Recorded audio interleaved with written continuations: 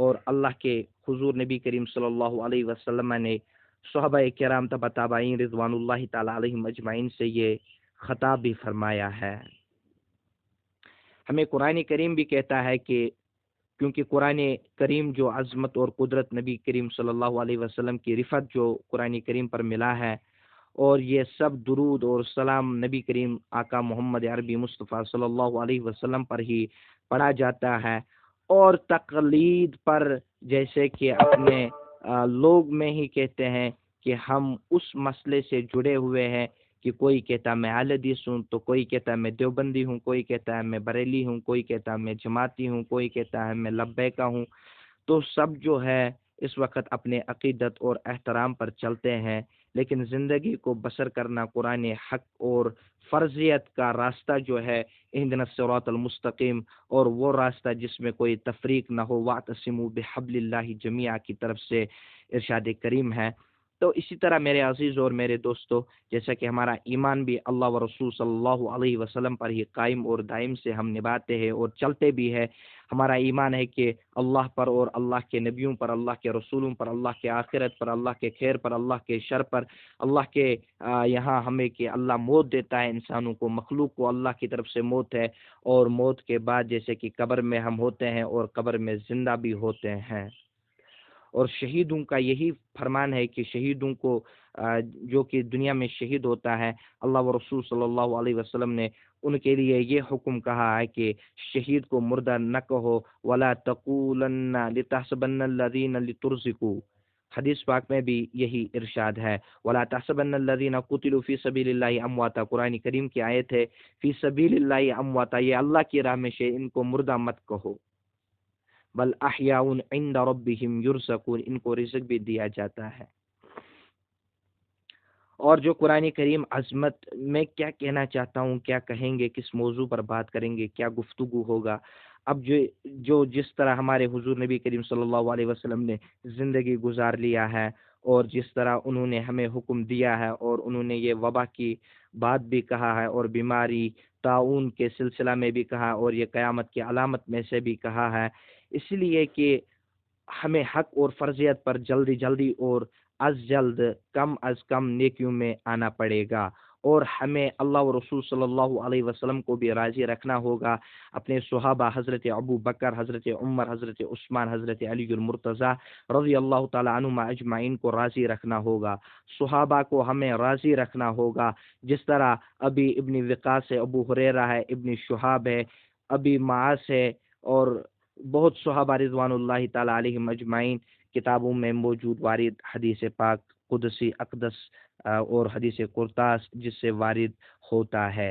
حضور نبی کریم صلی اللہ تعالی علیہ وسلم نے ہم لوگوں کے لیے یہی حق کا پیغام دیا تھا کہ اے لوگوں، میں نے جو کتاب آپ تک یہ پہنچایا ہے اور میں اس کا ذریعہ ہوں، اور لوگ اس کتاب کو سمجھنے کے بعد پیارے نبی رسول محمد عربی صلی اللہ علیہ وسلم پر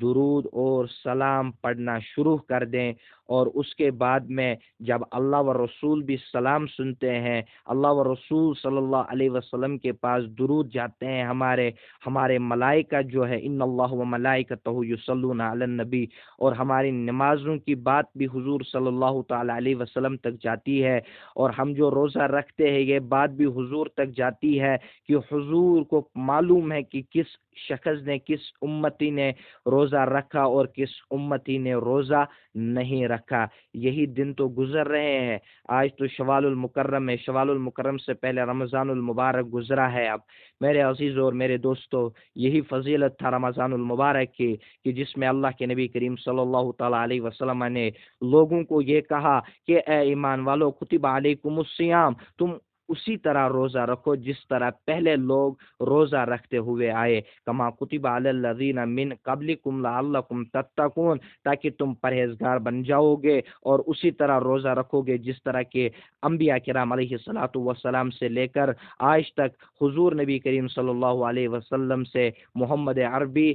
انبیاء علیہ الصلاۃ والسلام جو بھی کوئی موجود ہے اور انہوں نے روزہ رکھا تھا، حضور صلی اللہ علیہ وسلم نے بھی یہی تحقیق لوگوں میں کیا، الشہر الحرام بالشہر الحرام شہر رمضان الذی انزل فیہ القرآن۔ میرے عزیز اور میرے دوستو، کہ یہ وہ قرآن کریم ہے جو نازل ہوا رمضان میں، فیہ القرآن ھدی للناس، یہی قرآن ہدایت ہے ان لوگوں کے لیے جو حضور نبی کریم صلی اللہ علیہ وسلم کی راہ میں آ جاتے ہیں اور راہ میں چلتے ہیں، اپنے نبی کو ہر وقت، ہر گھنٹہ، ہر منٹ یاد رکھتے ہیں اور تفصیل سے اپنے ذکر و اذکار میں مشغولیت اور توبہ استغفار سے اپنی زندگی کو مطلوب اور تحدث بنا دیتے ہیں۔ لیکن ہماری تعظیم جو ہے، ہماری حکمت اللہ کی طرف سے جو ہے، اور اس حکمت کو سمجھ لینا اور اس حکمت کو پکڑ لینا اور اس حکمت کو تھام لینا، یہی حق کا فرضیت ہے۔ اور توحید کے علم بردار جناب محمد عربی مصطفیٰ صلی اللہ علیہ وسلم کے لیے جو بھی اس دنیا میں ساری زمین ہے نا، ساری زمین کی کنجیاں ہمارے نبی کریم صلی اللہ علیہ وسلم کے ہاتھ میں دی گئی تھی۔ اسی طرح هو اللہ الذی لا الہ الا ہو، اللہ وہ ہے لوگوں کے لیے جو رحمان بھی ہے، رحیم بھی ہے، سب سے بڑا بادشاہ بھی ہے، مالک بھی ہے، سلامت رکھنے والا ہے لوگوں کو، اور پیدا کرنے والا بھی ہے لوگوں کو۔ اللہ تبارک و تعالیٰ کا عرش ہے، اللہ تبارک و تعالیٰ کا زمین ہے۔ ان دو کا جب مناظرہ ہوا، زمین نے کہا میرے میں یہ چیز موجود ہے، آسمان نے کہا میرے میں یہ چیز موجود ہے، آخر میں جو سوال ہو گیا کہ آسمان کو کہا آپ میں کیا ہے، آسمان تو اعلیٰ ہے، زمین کو کہا گیا زمین آپ کیا، زمین نے کہا کہ میں بالا ہوں۔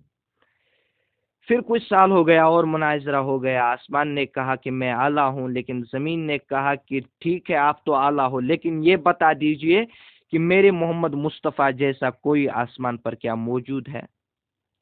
اب تو زمین کو بھی عزت ہوئی کہ مصطفیٰ مقام مصطفیٰ سے ہوا۔ اب جو حضور نے ہمارے تک دین پہنچایا ہے، اس مقام کو، اس دین کو، اس امن کو، اس عظمت کو، اس آیت کو، یہی پیغام اور حق سنواتا ہے، تاکہ ہمارے اساتذہ بھی یہی ہمیں سکھاتے ہیں اور دین سمجھا دیتے ہیں۔ لقد من اللہ علی المومنین کی طرف سے جب ارشاد قرآن کریم کا ہوتا ہے تو حضور صلی اللہ علیہ وسلم نے مومنوں سے کہا تھا کہ جو مومن لوگ ہوں گے حضور کے اسوہ حسنہ سے نکلتے ہوں گے، لقد من اللہ علی المومنین اذ بعث فیہم رسولا، مبعوث تو ہوئے جناب محمد رسول اللہ صلی اللہ علیہ وسلم، لیکن اب لوگوں کو جو یہ بیان فرماتے ہیں، ایک ایک آیت سناتے ہیں، اب لوگوں کو یہ آیت کلام سن کر توکل کرنا ہے اور پیارے نبی کریم صلی اللہ تعالی علیہ وسلم کی عظمت میں جا کر اپنا وقت، اپنا ہر ایک ایک دن، ایک ایک رات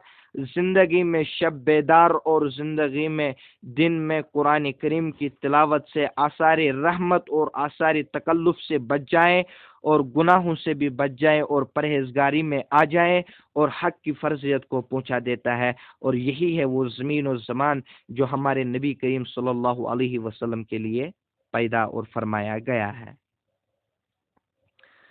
اس دنیا میں کوئی جگہ ہے، کوئی عطا ہے، کوئی بھی ہے تو مقام ہے، یہ پیارے رسول نبی کریم صلی اللہ علیہ وسلم کی عطا ہوا ہے۔ اگر اس دنیا میں مخلوق بنایا گیا، اللہ نے خود فرمایا حضور صلی اللہ علیہ وسلم کو کہ میں نے یہ سارا مخلوق اپنے حبیب کے لیے پیدا کیا۔ آدم نے خود کہا اگر محمد نہ ہوتے تو کچھ بھی نہ ہوتا۔ آدم کو اللہ تبارک و تعالیٰ کی طرف سے یہ ارشاد ربانی ہوا ہے۔ تو میرے عزیز اور میرے دوستو، یہی ہمارے قول موافق جو ہے، آج کل میں جو یہ کرونا وائرس کی وبا جو پھیل رہا ہے، ہمارا یہی حق تھا کہ حضور کی زندگی پر چلے اور ہم وہ زندگی گزر نہ کر سکیں، لیکن ہمیں اب چاہیے کہ مغفرت کی طرف ہمارا حق اور دوڑنا ضروری ہے، تاکہ ہم ان لوگوں میں حق میں ہو جائیں جو پرہیزگار اور مومن لوگ ہیں، جو متقین لوگ ہوں گے، اور انہی میں ہم اپنی زندگی کو بسر لیتے ہیں۔ اور قرآن کریم کی جو ارشاد ہے، ربانیت ہے، ابی معاذ اور ابو ہریرہ، حضرت عمر ابن خطاب رضی اللہ تعالی عنہ کی طرف سے جو روایتیں موجود ہے، ذکر اذکار میں، توبہ استغفار میں اللہ تبارک و تعالی کی معافی طلبگاری بھی ہوتا ہے۔ اسی طرح کہ یہ ایک